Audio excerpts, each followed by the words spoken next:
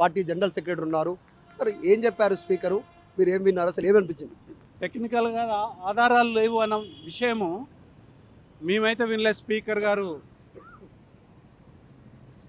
Declare చేసిన operative పోర్షన్లో అలాంటి పదజాలం ఏది మేము వినలేదు. జడ్జిమెంట్ కాపీని చూడనివ్వలేదు మమ్మల్ని. మాకు ఒక కాపీ ఇవ్వండి, మేము చదువుకుంటాము, ప్రజలకు చెప్పుకోవాల్సిన అవసరం ఉన్నది. తర్వాత మేము ఏదైతే చేయాలో తదుపరి పనులు చేసేదానికోసం కాపీ కావాలి అని అంటే కాపీ ఇవ్వలేదు. కనీసం చదువుకుంటాము ఒకసారి, దాంట్లో మెయిన్ ఇష్యూస్ ఏమి మీరు డిస్కస్ చేస్తున్నారు, మీ జడ్జిమెంట్ ఏది ఉన్నదో ఆపరేటివ్ పోర్షన్ ఏదైతే కంక్లూజన్స్ ఏదైతే ఉన్నాయో వాటిని చదువుకుంటామని అంటే కూడా మాకు ఇవ్వలేదు. కానీ ప్రెస్కి మాత్రము ఇప్పుడు మీరు కామెంట్ చేసినట్టుగా ప్రెస్కి మాత్రం అందుతున్నాయి. మరి అదేందో మాకు తెలియదు. ఇది మామూలుగా అయితే కోర్టులు కానివ్వండి, ట్రైబ్యునల్స్ కానివ్వండి, క్వాసీ జ్యుడిషియల్ కానివ్వండి, జ్యుడిషియల్ ఫోరమ్స్లో ఇది చాలా విచిత్రము. ఇది ఎప్పుడు జరగదు, ఇట్లా ఇవాళ జరిగింది. కాంగ్రెస్ పాలనలో ఏదైనా జరగవచ్చు. కాంగ్రెస్ పాలనలో రాజీవ్ గాంధీ తెచ్చిన చట్టాన్ని రాహుల్ గాంధీ మంట పెట్టవచ్చు. రాహుల్ గాంధీ బయట కాన్స్టిట్యూషన్ పట్టుకొని తిరుగుతాడు, కాన్స్టిట్యూషన్కి తిలోదకాలు ఇవ్వచ్చు ఇట్లాంటి చర్యలతో. ఇవాళ I feel it is a black day. It is a black day.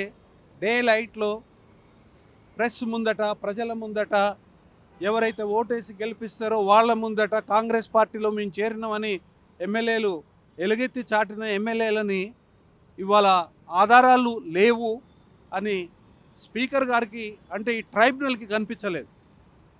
ఈ ట్రైబ్యునల్ ఏదైతే ఉందో, స్పీకర్ అధ్యక్షతన ఉన్న ఈ ట్రైబ్యునల్ ఏదైతే ఉన్నదో ఈ ట్రైబ్యునల్కి కనిపించలేదు, కనిపించినట్టుగా లేదు.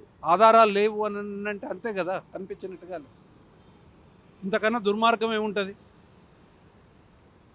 ప్రజల ఎదుట జరిగింది, ప్రతిరోజు పేపర్లో వచ్చింది, ప్రతిరోజు టీవీ ఛానళ్ళల్లో వచ్చింది.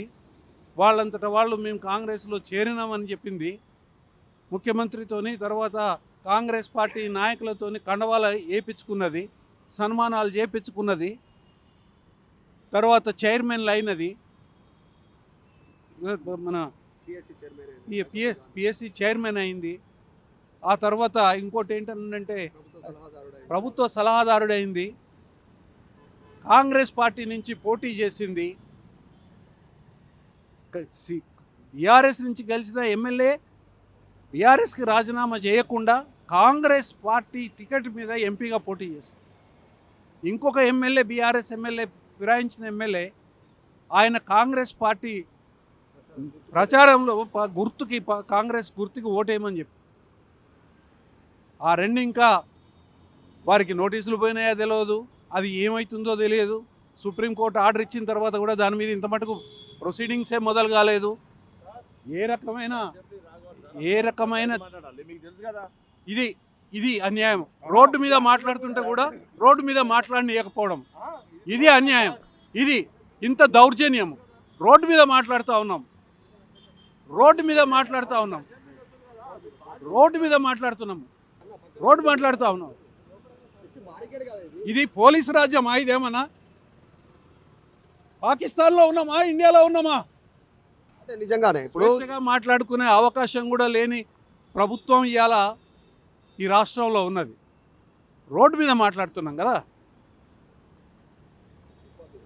ఒక 25 నిమిషాల సేపు మేము ప్లీడ్ చేస్తున్నాము, జడ్జిమెంట్ కాపీ ఇవ్వండి, చదువుకుంటాం కనీసం అని. జడ్జిమెంట్ కాపీ కూడా ఇవ్వలేదు. కానీ బయట ప్రచార మాధ్యమాలలో మాత్రం జడ్జిమెంట్లో ఏమున్నది చెప్తున్నారు. వాళ్ళు ఏమనుకోవాలి దీన్ని?